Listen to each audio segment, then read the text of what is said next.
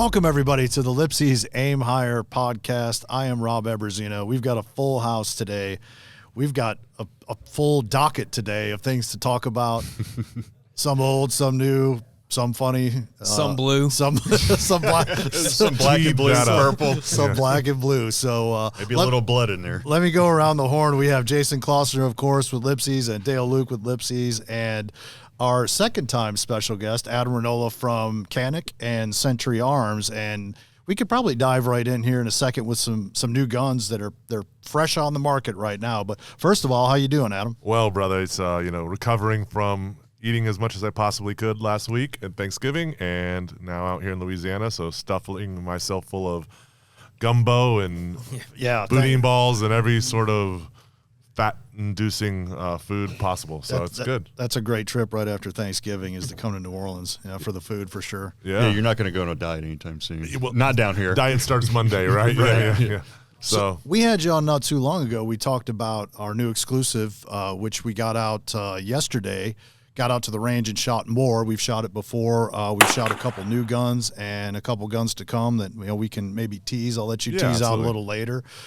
So I guess we can kind of start there. Let's talk about this latest project that you have right here. Yeah, so as we just mentioned, we were out at the range yesterday and got to have a lot of fun with the SFX Rival, which obviously, like we talked about, has just been gangbusters for us all year. The trophy version. Yeah, and then we did the trophy version with you guys, which has been such a cool addition to the family. We get all kinds of questions all over the country, our social media, our emailing channels, asking where they can get it, how did they get it. So that's awesome. It's great to see the success of that. It's just a unique color for a unique gun, and it's just been exciting to be a part of it. So kind of on that avenue, we said, hey, it's not necessarily a bad thing to get a little spicy with the designs. Oh, this is spicy. Yeah, it's definitely spicy. And with that, we know that the firearms community is more than just tactical and all that. It's about having a personality. Sure. You can get a color of car now that is crazy colors, and people are like, man, that's pretty cool. It may not be my flavor, but I love it for you. And that's because there's a car community, and it's not just about driving to and from work. It's about enjoying it. And why not have that same mentality when it comes to firearms?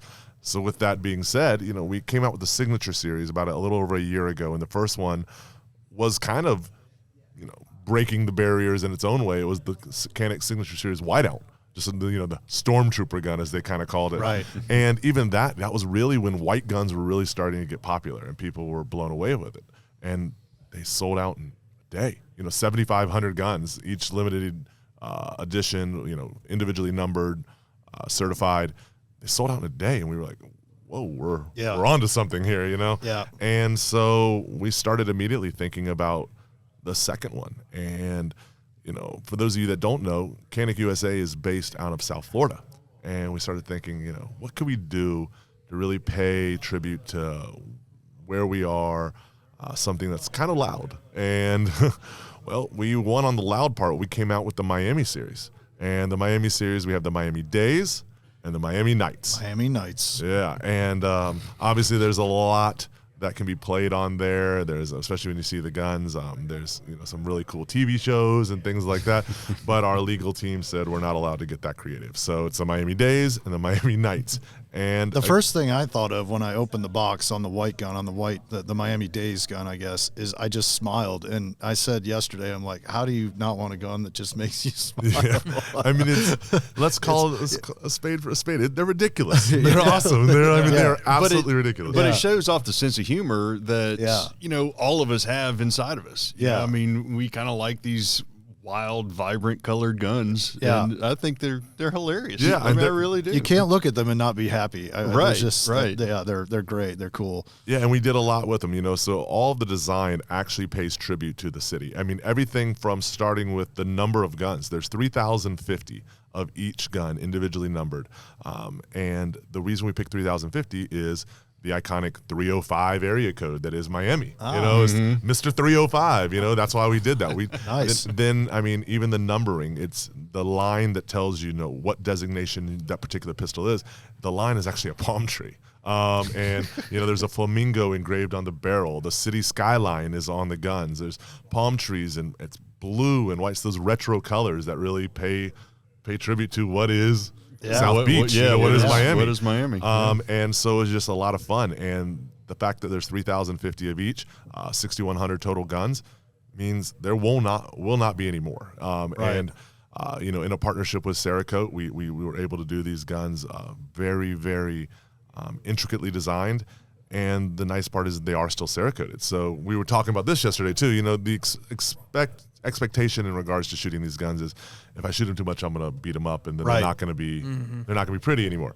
We put hundreds of rounds through them, and the white stayed white. And the white still white. Yeah, it really exactly. stayed. I was surprised. Yeah, there's no chipping, there's no issues, and that. I mean, it's still a Cerakote job, which is obviously durability first, and then obviously the color, the customization of it. So while these guns obviously are collectibles, they don't have to be safe queens. These can be guns that you can actually enjoy shooting. And I mean, who doesn't want to have a pink and blue holster on their hip and out slinging? Yeah, that's what I was going to say. I mean, not only did you have the vibrant colors on the guns themselves, you brought it over through the accessories that are in the box as well, with the holster and the mag loaders. And the guys over at Gun Talk Media yesterday, they were kind enough to let us come over to their new place and shoot. And I got a picture of Ryan Gresham with the Miami Days gun with the pink and blue holster on his hip.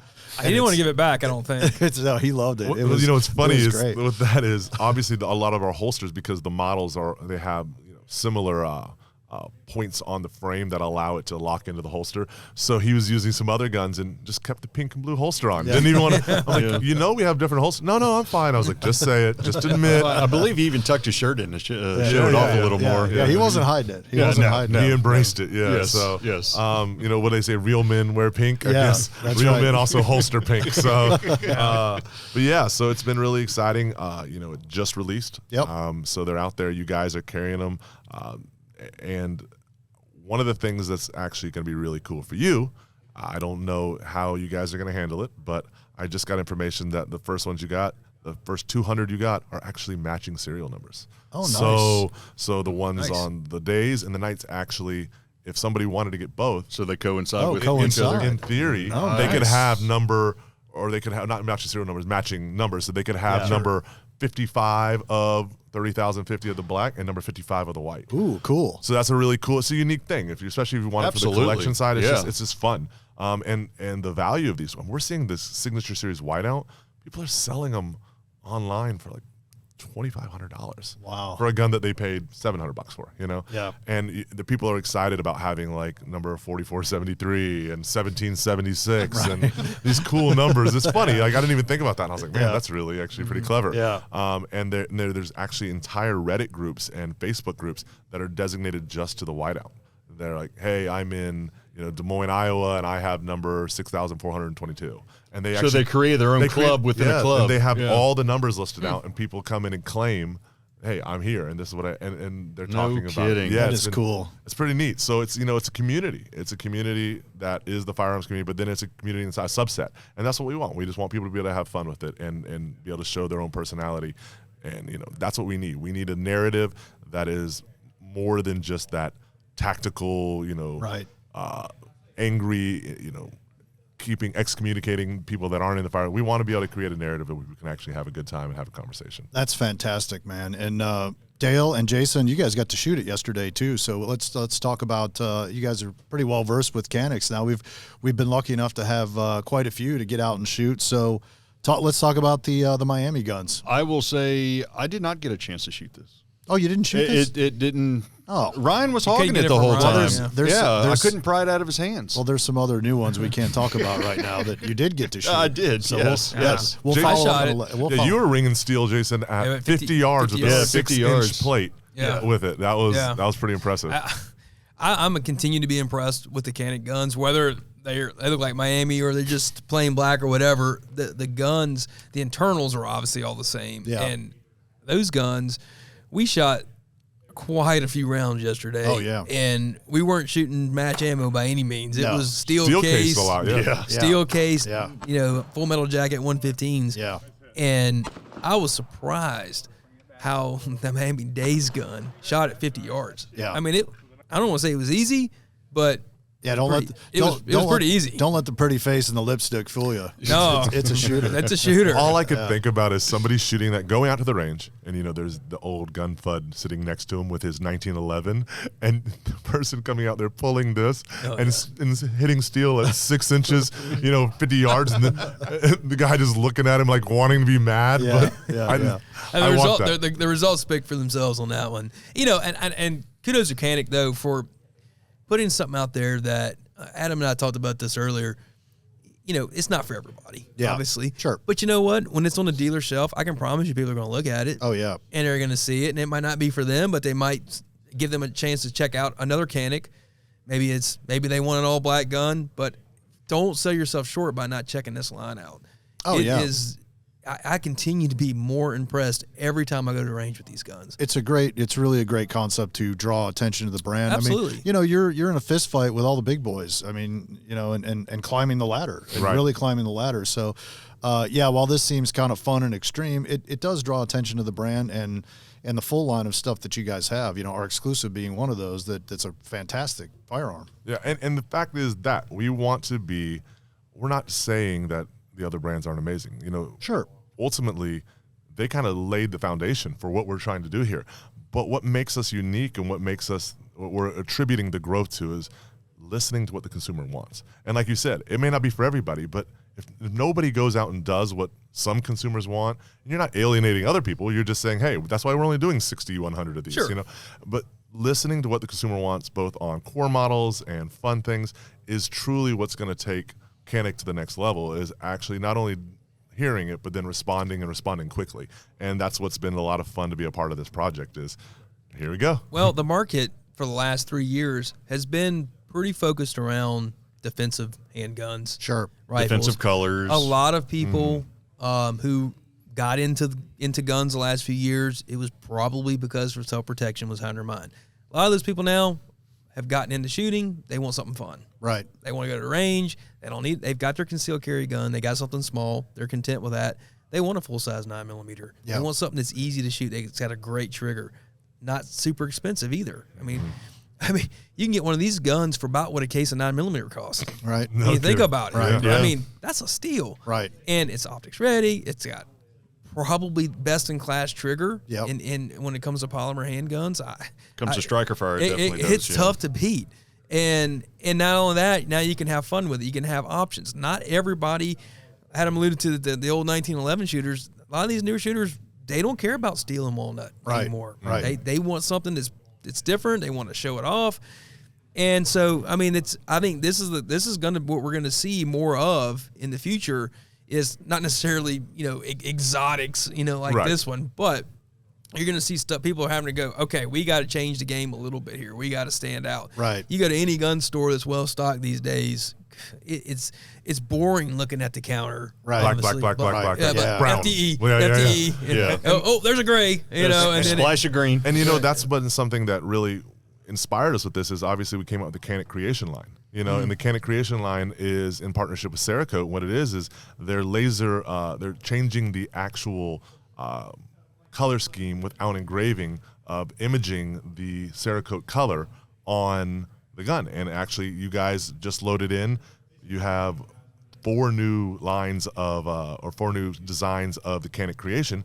You have a bomber. It's a green actual bomber, the old B-52 bomber with the shark's mouth. I love those. And the pinup girl on the grip. That's pretty gnarly. I love that. I don't even know what you call this. Nostalgic look. Look, Absolutely. So you guys are doing that. Rivets, it has all the rivets. Yeah. It has the little bombs on the side that signal all the different runs. We did that. We did a digital one, which is like the digital like a cyber. So it's like the Matrix, like a circuit board, like a circuit board. Right. So we did that one. We did a digital camo in gray and a digital camo in the old school, like green, brown, yellowish colors. And those are all out, and they're all, like you said, they're gonna pop at a counter. And that's what we want. We want people to actually have a personality with it. And this is obviously a little bit extreme. Looks like somebody threw up Miami on it, but they did. Yeah. So, well, looks like a video game. Yeah. Something we it looks like Grand Theft Auto. It looks like GTA. Yet another one our legal team told us to stay away from. Oh, That's why I wasn't saying names, Rob. Oh, yeah. Well, Chris can bleep that out. Anyways, something we don't talk much about when we talk about new products and new guns is the packaging and the add-ons. And I'll tell you what, Canik, in my opinion, absolutely leads in this category right here. Just the extras and the thoughtfulness that goes into everything you get with the gun, including, the cases and all the little tools and back straps and everything else. So you can elaborate a little bit on that, on even on the normal line and even on these, and kind of what comes in the packaging. It's jam-packed. It's jam-packed, yeah. So with every gun, that's one of the things that Canik is always, like you said, focused on. And we do everything internally. So we know that not only are you going to have quality, but the precision of fit and everything is going to be up to par with what people have now grown to expect in terms of Canik. So every gun comes with a holster. The holsters are designed differently depending on the actual model of gun. It may be a competition holster. It may be designed to be inside the waistband, but even those are reversible. But they always come with a holster. They come with 2 magazines traditionally, base plates, 3 different back straps depending on the size of the hand. Everything is ambidextrous, so you can switch in and out the different sides of the mag well or the mag release and put it on both sides. Toolkit, and the toolkit is just a hilarious. That cracked me up. Yeah, so it's a replica of the gun in mini size. Which you knew was going to be a hit right off the bat. And I don't mind falling on that sword. I'll say it. But yeah, in the bottom of it removes, and you pull all the tools. And I'll never forget. I was in Turkey, and they said, "Hey, we have this idea for the Mete series, and moving forward, we're going to have these tools." Kit. I was like, okay, perfect, because it used to come in this little plastic box, and they brought out this little mini gun and showed me how the bottom of the grip slides out, and you can pull all the tools, and it's actually a screwdriver. And I said, that is the dumbest thing I have ever seen. Like, we are not children. This is idiotic. And they were like, well, we value your opinion, but we're still going to move forward. Even though it's a bad one. Yeah, exactly. But take a walk. And yeah, exactly. And they put it in the case, and then the Mete hit. And before people were even talking about that, they were like, that little toolkit is the coolest thing ever. Right. How can I buy one? I want just the toolkit, blah, blah. And I was like, I know, right? Best idea I ever had. So sometimes you miss, but then as long as you take credit for it on the back end. Absolutely. Yeah, I probably shouldn't tell the story if I'm trying to take credit. right. But yeah, so it comes with all this, and then the actual, because we do this stuff in-house, we're able to customize it based on the color schemes, and that's what you're able to see with the Miami series, and it's just been a lot of fun. And we're going to continue to bring value. We've got some new stuff coming out very, very soon, in the next couple of weeks, actually. Yeah. And the value that's going to be in that case and the actual case itself is, to say taking it to the next level would be an understatement. I mean, it is leaps and bounds even more than this. And the fact that we are manufacturing in-house gave us the ability to add this value without significantly increasing the price. And we're just really excited to see, let's just say it's going to be a steal. Hint. So I'm pretty proud of that. That was actually good. Take credit for it now. You were up all night. I was sleeping on that one. Yeah. You might be heavy-handed with that. Hey. All right, enough. So yeah, we're excited to do it, and it's gonna be great. And well, I can tell you, after shooting them, it's going to be awesome. It's phenomenal. Yeah, so we're really excited. And, speaking of something, you were out there shooting them yesterday, and you talked about me being up all night. Weren't you up all night last night? I did a little tossing and turning. We'll get that. We'll get to that in just a second. Sore in any region? I'm definitely sore. Let's flip over to some long guns real quick, because we got to. I'm pivoting. Let's. If you'd have pivoted yesterday, you might not have. Oh, that's great.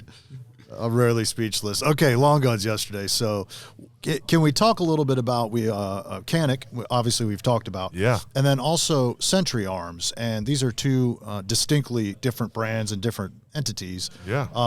But also share some similarity, and maybe you can talk through that. I don't mind. And when we can talk through.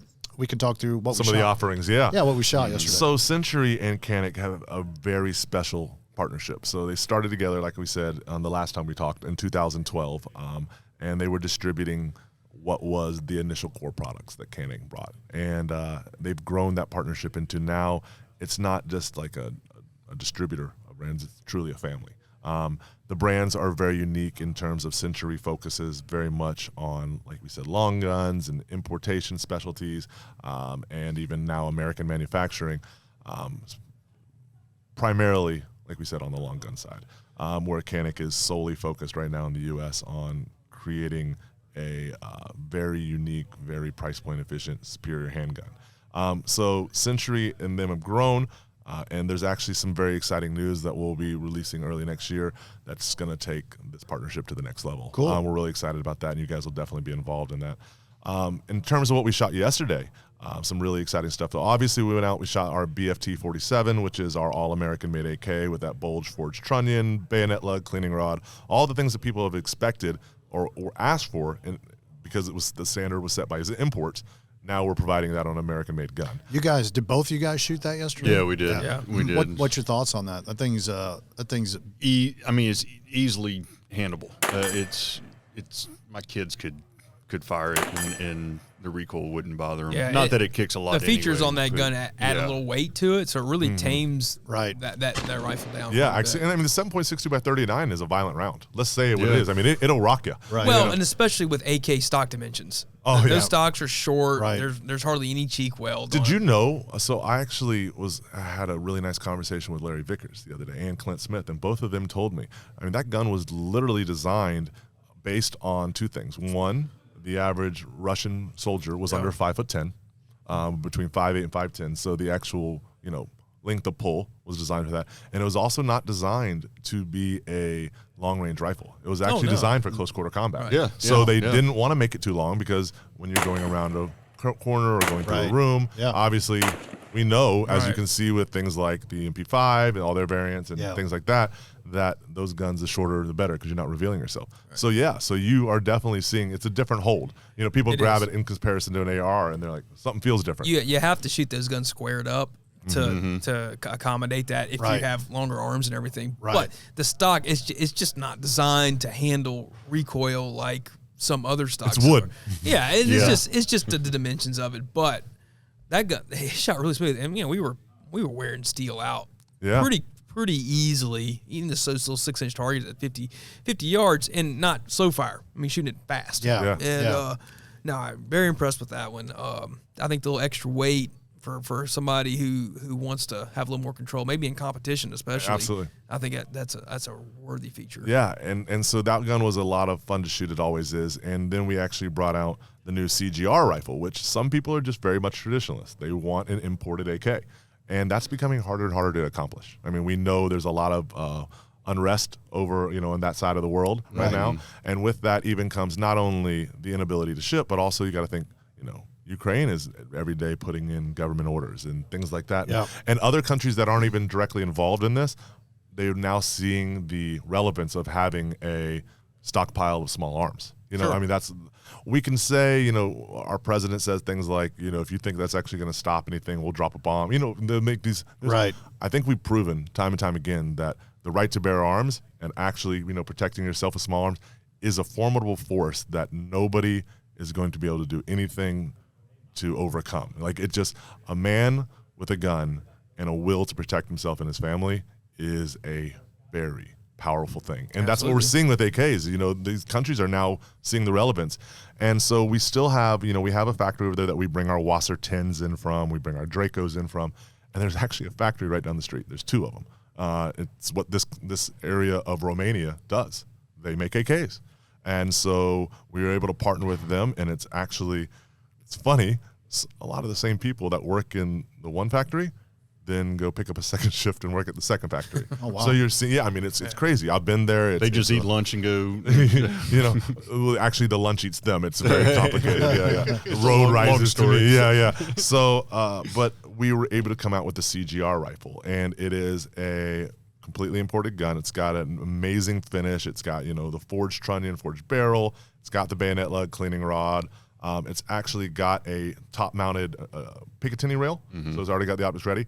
And I was a little hesitant on that until I found out that it's actually a hinged dust cover too, which holds that 0 for a pick rail. You know, we know that if it's not hinged, you see that rattling on a dust cover. I mean, it is what it is. An AK, it's supposed to be loose and violent. Flexible. Yeah. There were no red dots when that gun was designed. Right, exactly, yeah. But so it adds that feature and it has that ability, but they recognized that they needed to do something. And so it's a really nice gun, and it's at a price point that is still competitive with, some of the more price-friendly versions of American manufactured guns and some imported guns from countries that maybe aren't as desirable. Yeah. We were able to do that because Wassers and Dracos are in such high demand right now that we're still selling them for the same price that the same margin. Every year they're going up in cost from over there, and naturally you're going to see some progression in terms of cost, but these are now so new that people can get them and have that reliability of what they perceive an imported gun to be. Correct. At a great price. What did you guys feel the difference was kind of between the two? Because I think you both shot both, right? I'm pretty sure. Really, the weight was a big difference. Yeah, that was the biggest difference. The Romanian gun was a good bit lighter. Yeah, about a pound lighter. Yeah, but It didn't have the bad recoil. I didn't find it bad. Yeah. It was still smooth. You couldn't shoot it quite as fast, but Your recovery time was a little off. But yeah, those old slant brakes actually work pretty good. Yeah. I mean they're very rudimentary, but they work. And I've shot AKs a lot over the time, so you kind of learn the little tricks, kind of how to run them and everything. But I thought it shot really good. I mean, again, the accuracy was there. I would love to put a dot. We didn't have a dot to put on that one, but it would have been cool to play a little bit more with that system. That rail's a lot cleaner than having the side mount that comes over, right? Exactly. Which adds a lot of weight too. When you're counting ounces. Yeah.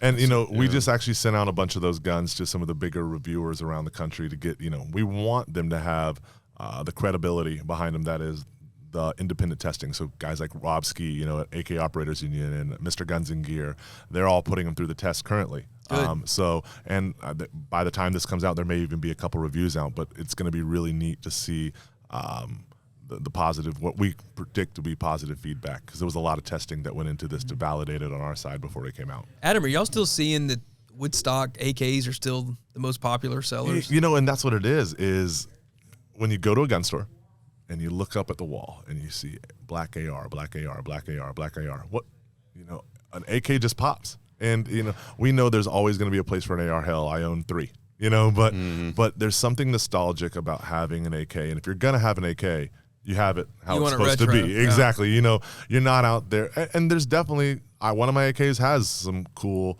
aftermarket furniture on there and things like that. And there's amazing companies that do that, like JMac Customs and stuff that make some really cool stuff. But the fact of the matter is, if you're going to have an AK, you at least need to have one. You should have at least one that retro. is a throwback to what it's really supposed to be. Yeah, I agree. Original. I agree. Now, what model did we shoot that the dust cover safety actually held the bolt to the rear? Oh, so that was BFT? that was the Draco 9S. So that was the third gun we shot. That was the imported. I'm thinking about the carry handle that you could actually manipulate it. Then. Yeah. So that was the BFT. So that was BFT. That's so the one all I was talking BFTs about. have the ability to lock open, hold the rear, the bolt open to the rear at the manually. Yeah, it's not going to do it automatically. And then it has that finger assist on the safety. Correct. So you nice. can manipulate it and drop it. And Clint Smith actually thought of that, and so we did that on there for him. And now we've kind of incorporated it into all our guns. So you can drop that bolt, you can manipulate it. It was a lot easier without having to take your hand off the grip. Exactly. So and then, but like I said, you shot the Draco 9S. Yeah, the Draco was awesome. The Draco 9S. Cool. So it's again from the same factory that makes all the Dracos, but it's now chambered in 9mm with a Scorpion mag, and it has the last round bolt open on. And like you said, you were shooting it, you were on target. Yeah, you could wear it out. That one wasn't full auto, but you were shooting it at the speed of full auto, and just smoking it. It's just a fun gun. 9mm is obviously much more prevalent right now. So if you want something like that, it's a great range gun. It's actually a great truck gun. It could be a great home defense, and a lot of competitions now with the PCC side. You could go out there and run against an AR and have no problem because you're still delivering 9mm with that recoil management. So it's great. Yeah. Perfect. We also got you brought a couple just fun guns down too. So the AP5 and the AP5 and the AP5P. We had that's right. Yeah. So we had 3 of them. We brought AP5, AP5P, and the AP5M, which you guys carry all 3 versions, and we're really excited about those. We've had them for about a year and a half, and really been working to get volume and working with the factory MKE out of Turkey, which is a licensed HK manufacturer.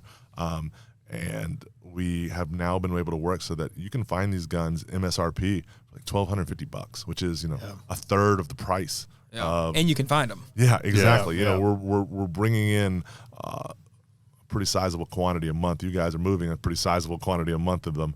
But yeah, we brought on a full auto, full size AP5, and then a full auto AP5. That was fun. Yeah, with the cyclic rate on the full size, I think it was like 750 rounds per minute, and the baby, the small, the AP5P at like almost 1,000 rounds per minute. And yeah, it's everybody has the same look on their face after they dump a mag. It's that cheesy full auto grin, and it's just the only thing not cool about those guns is reloading. But other than that, you're ripping through magazines. Well, it's funny though. You say that one of the biggest comments from all the shooters yesterday, the Gun Talk guys and us and everything else, was how easy it was to load the Canik and the AP5 magazine. Yeah, the magazine springs. Yeah, I mean, usually you get an 18-round 9mm magazine. You get to about 15. Yeah, you're really busting it out to get this last three. Yeah. And these were new guns. Yeah, I mean, you got to 18, you felt you wanted to put another one in there. I mean, it was easy. Yeah. And then I remember Chris Sereno was like, "This is the easiest magazine I've ever loaded." Yeah. Just those little things like that. Attention to details. Yeah. Yeah. It just really they just worked and they ran. The entire experience of the firearm should be an enjoyable experience, and Absolutely. if we can do things like actually make sure that there's a proper coating on the springs and the springs have the proper tension, that they're not over, and also if the strings are too strong, you can have feeding issues. You start Absolutely, yeah. So we wanted to find an optimal level, and we've done that in everything from the designs of new models to over the years really working to find the proper way in terms of even the spring strength in terms of internals, making sure what is the optimal poundage to hit the hit the primer to ensure that the widest variety of ammunition will cycle properly through there. And that's things that our engineering team is constantly working on, because if you're not trying to be better, you're actually fading off into the sunset. Sure. We don't want to do that. Yeah. Exactly.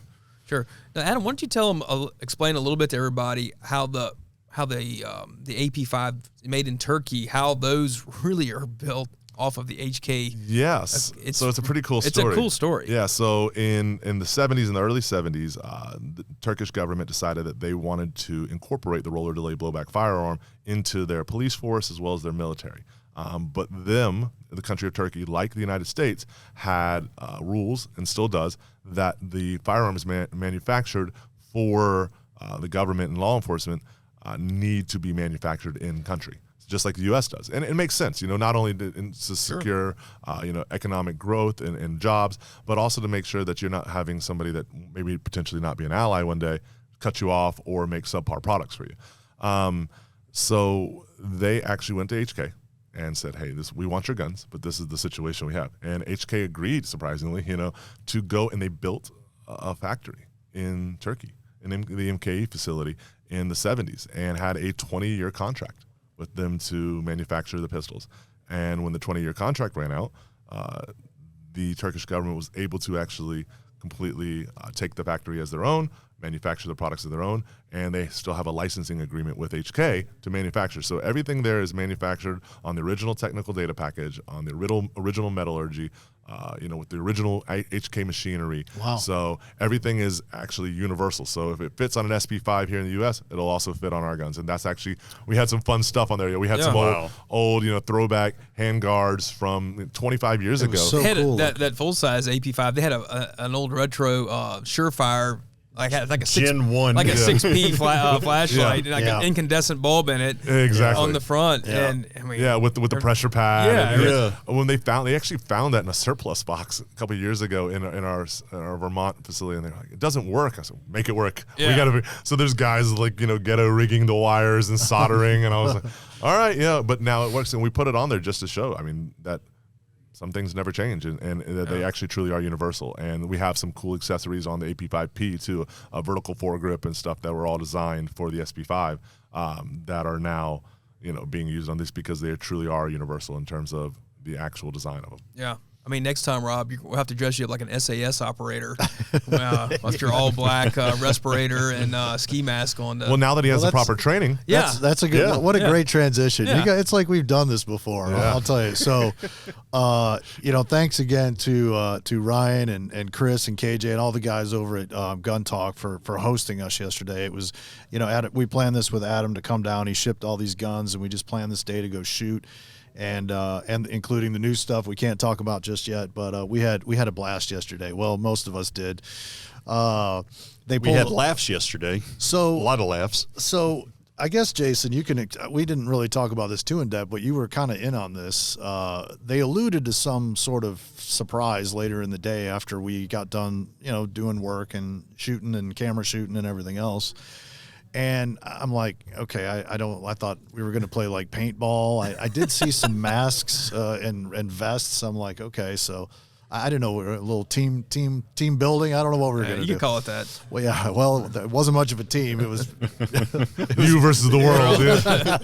Anyways, we kind of wrap up lunch, and then KJ says, he says, who's going to be the good guy? And Jason just throws me in the ring, and it's like, Rob's going to be the good guy or whatever. I was like, whoa, like what are we even talking about here? I really, I truly was clueless. So I didn't know what we were doing. I didn't know.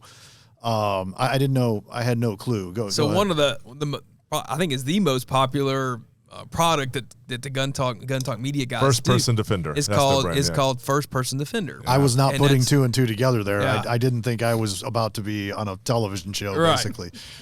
And First Person Defender is a series that they've done. I think they're on their 10th season. They've done over 100 episodes. But it's where they do a force-on-force scenario. So for people not familiar with force-on-force, is you take either simunition guns or airsoft or whatever, and you put somebody in a situation, and then it's kind of a stage situation, which you're probably going to fail at somewhat. Yeah. And then they run you through a kind of a little training and kind of walk through what you did right, what you did wrong. Yeah. And then they'll do another scenario similar, but they'll change it up a little bit. And usually people do a little bit better the second time around. Yeah. And, usually. But to Rob's credit, he did do better. But so anyway, so they've been doing this. I did it probably 5 or 6 years ago. It was a great experience. A couple of other guys here have done it. And so when I was talking to Ryan earlier about this whole range day, he said, "Hey, would you guys want to do it? Do an episode?" I'm like, "Sure," because it's always better when you have more people. So we had a pretty good size crew, probably like 10 of us. Yeah, total. so you can kind of make it like a more realistic scenario versus having 1 or 2 people. And so obviously Rob was going to be the guy to get thrown in the fire. He didn't realize it, which made it even better because he was super nervous. Yeah. Convinced that he was going to walk out of the room. We were all just going to shoot him with which in all fairness, we did try to get accomplished. We tried to. We wanted to pull that off. So they grab me and they're like, they just kind of throw me in this green room, and I'm sequestered for like I'm thinking I'll be in there for a couple of minutes or whatever whatever you guys are doing not in that room. I'm like, okay. So I'm in there for like 30, 40 minutes. I'm like, what are they doing? I'm like, am I coming out like swinging? I'm just going to get shot at. Your anxiety level was through the roof. Yeah, there's like 10 dudes out there. I mean, in all fairness, I said, "Hey, isn't Rob still in that room?" And they said, "No, that's the best part. We have to leave him in there a while. We want him to build up." Well, there was a camera in there too, and I was very aware of it. I'm like, they're friggin' watching me right now. I can feel it. I don't know. Anyways, so Rob was thinking the whole time, I mean, I can probably get 8 guys, but not 10. Yeah, right. Totally. So Ryan comes in and he kind of gives me a little briefing, and he's like, I'll tell you we're just going to run through a scenario, and I just want you to do what you feel like you need to do. And I'm like, what? Like shooting or possibly? And I'm like, I mean, is this going to be like hand-to-hand combat? He's like, it could be. And I'm like, what? And I was telling Jason last night, I'm like, Jason's gonna like pop out or Dale behind a wall, and I'm gonna be fist fighting in the middle of their office. This is all in their office, by the way. We're gonna have ninja stars and yeah. I'm like, what is going on? I just couldn't. And so he just is very cryptic. And then Sereno comes in, and Sereno is like, y'all are old pals from 30 years. I've known Chris. We went to high school together many years ago. But anyways, so he hands me a helmet, and he's like, we use these these rubber bullets because pain is a great teacher. And I'm like. And I'm just like, oh, this is gonna suck. And so boy, were you right.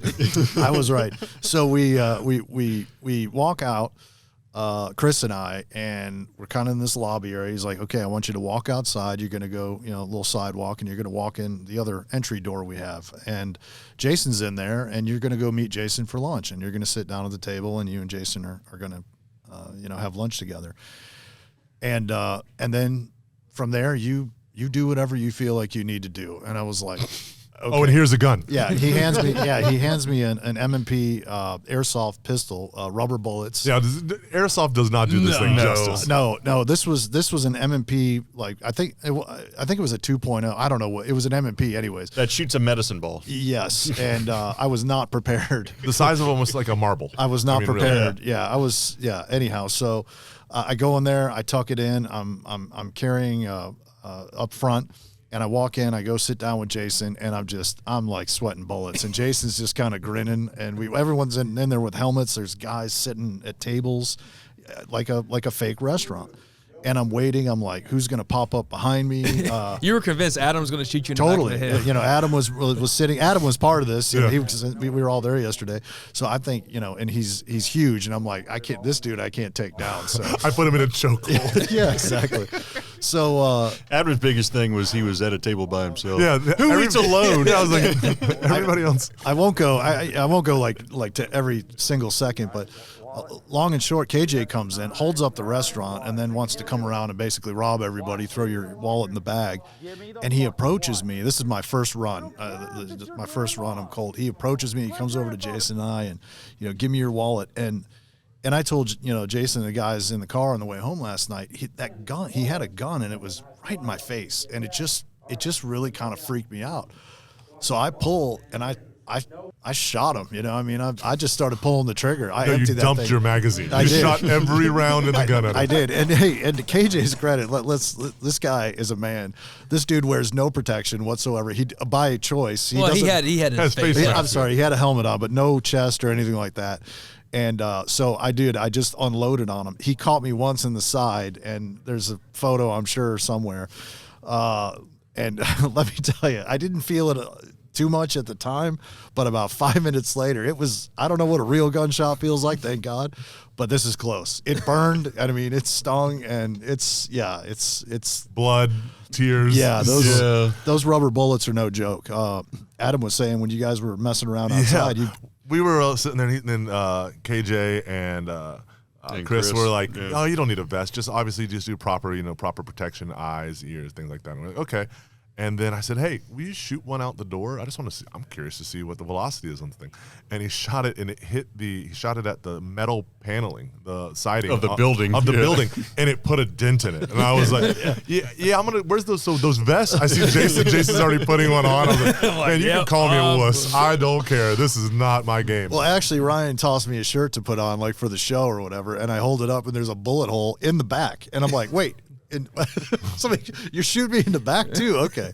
So, and then Chris gives me a vest with 3 bullet holes in it. Like this isn't stopping anything. So, and I am not made of steel, clearly. So, anyhow, I got shot. We kind of run through the scenario, and it was intense. It is so intense. I was, you're in a haze kind of, it was interesting to watch. So we kind of exchanged gunfire, and I'm like, okay, I didn't know if the scenario was over, and everyone's kind of looking at me. I'm like, wait, it's not over. They're waiting for whatever I'm going to do next. And everyone was kind of, basically told to more or less stay in place. We were the sheep. Yeah, we were supposed to basically just sit there and be scared. Let me play it out. So I go get the gun away from KJ. He's down. He's dead by the door, and I'm like, I wanted to like jump on top of him. You literally said, "Can I put my foot on his throat?" Put my foot on his throat? We were like, "Oh, maybe you avoid that." Yeah.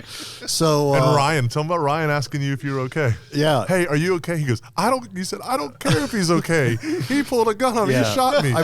We're talking about you, bud. Yeah, I might have used an expletive there. It was intense, and then you calm down a little bit, and then Sereno.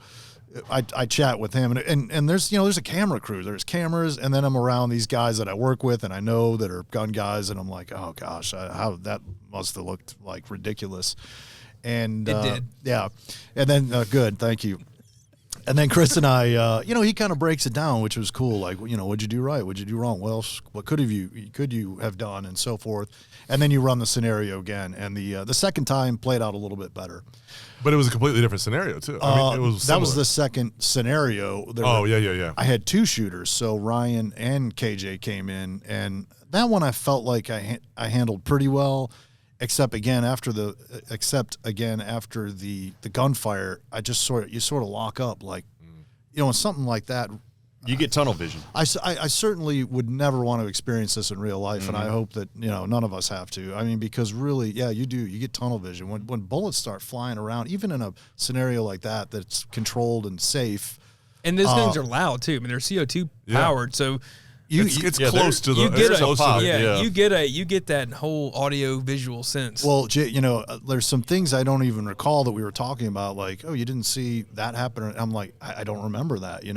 Jason said after the second scenario when I kind of cleared both guys, he's like, you just kind of sat back down in your chair, like kept eating your lunch. Well, Literally, so to speak, and because I was so wound up. It's just an intense. You pulled that feeling. helmet off, and it was just like a sweaty mess. Oh God, I was dripping. Pulled the vest off, and his shirt was a sweaty mess. The vest was like, oh man, all of it. It was so intense. It was so cool and frightening and embarrassing, and it will all be on YouTube on the show.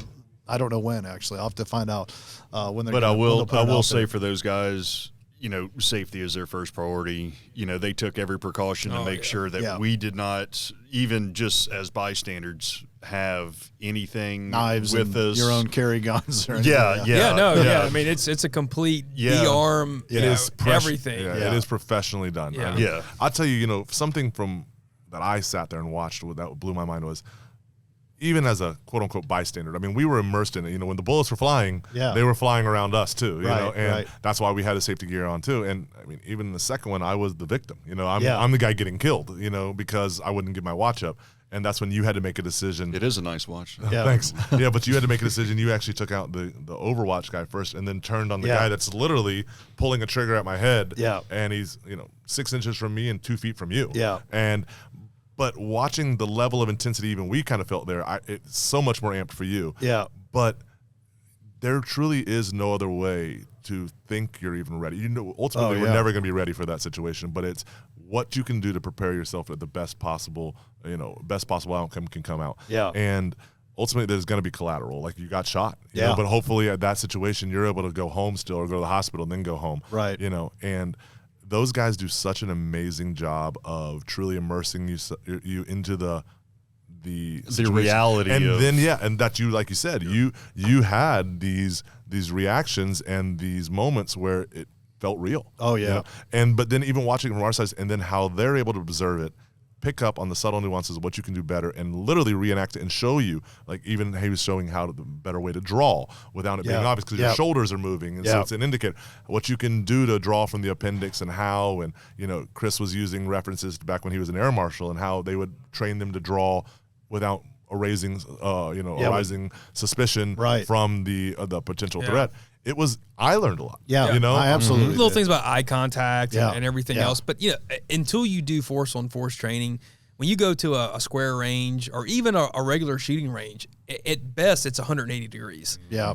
And then when you go do this, it's 360. Absolutely. And there's so much going on that you didn't realize what was going on, and we're sitting here watching it. And I'm hot right now, like kind of rekindling it. Really, I can feel my body warming up. I'm not kidding. My face feels hot. Hey, check your heart rate. Yeah, it's really. I thought about it all night. I go to bed last night, and it was. I'm thinking through it, and I wake up this morning, and at first I pull up. I wake up 6 different times during the night. That's what Adam earlier mentioned that, because I got shot in the side. I sleep on it. I rolled over last night a few times, like but first thing I did was check. I was like, oh God, that's ugly. But anyways, it's there was a moment in the second scenario that I shot Ryan, and he was the door guy. He was watching the door, so I got him, but he ran out.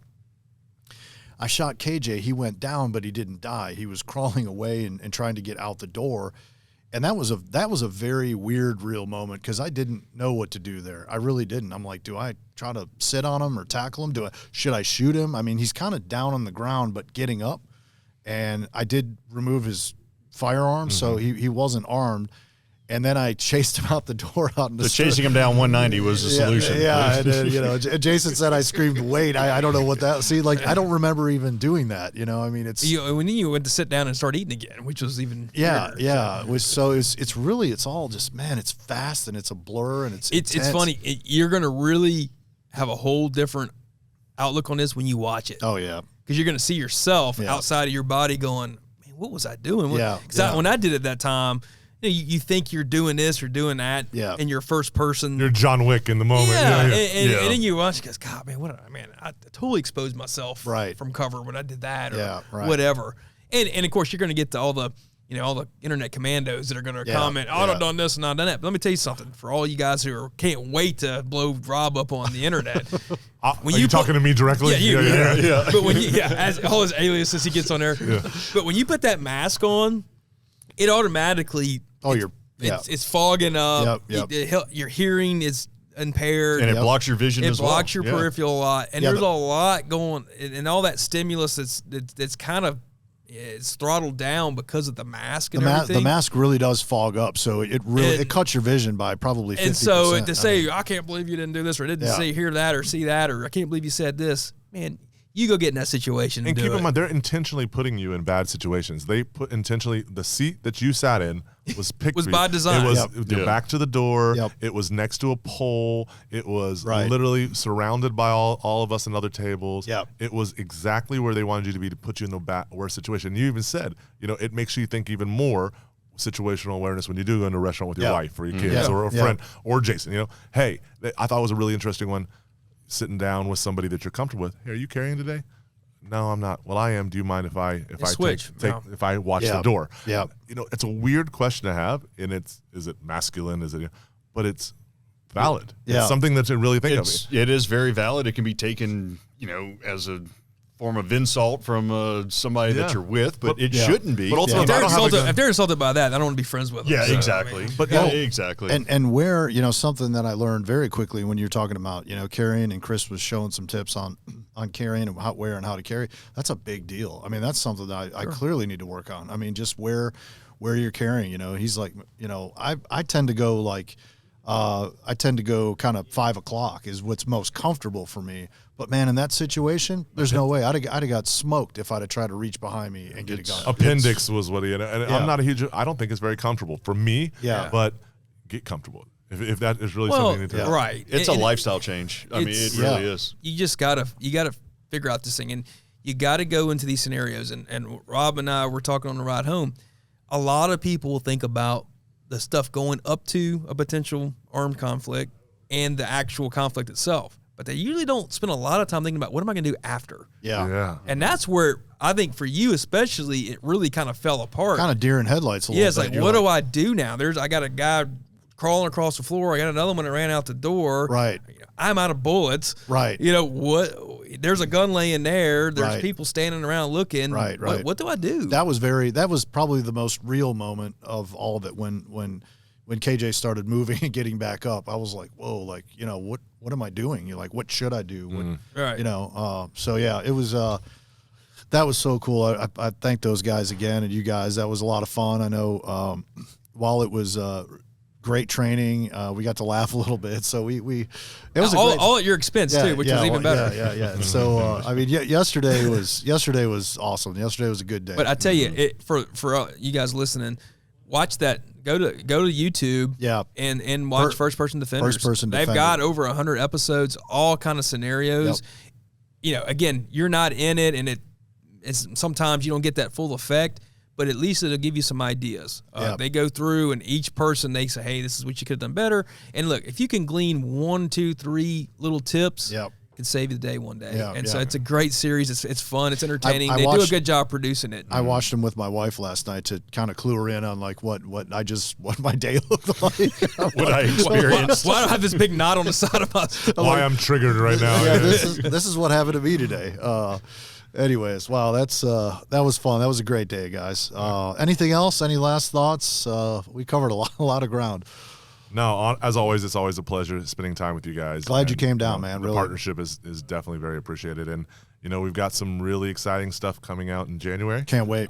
We've got some more exciting stuff coming out at SHOT Show. And you guys will obviously be a part of it. And it's just, man, it's a great time to be in this industry. Absolutely. Fantastic. Well, guys, you know where to find us on all the social medias, at Lipsey's Guns on Facebook and Instagram and YouTube.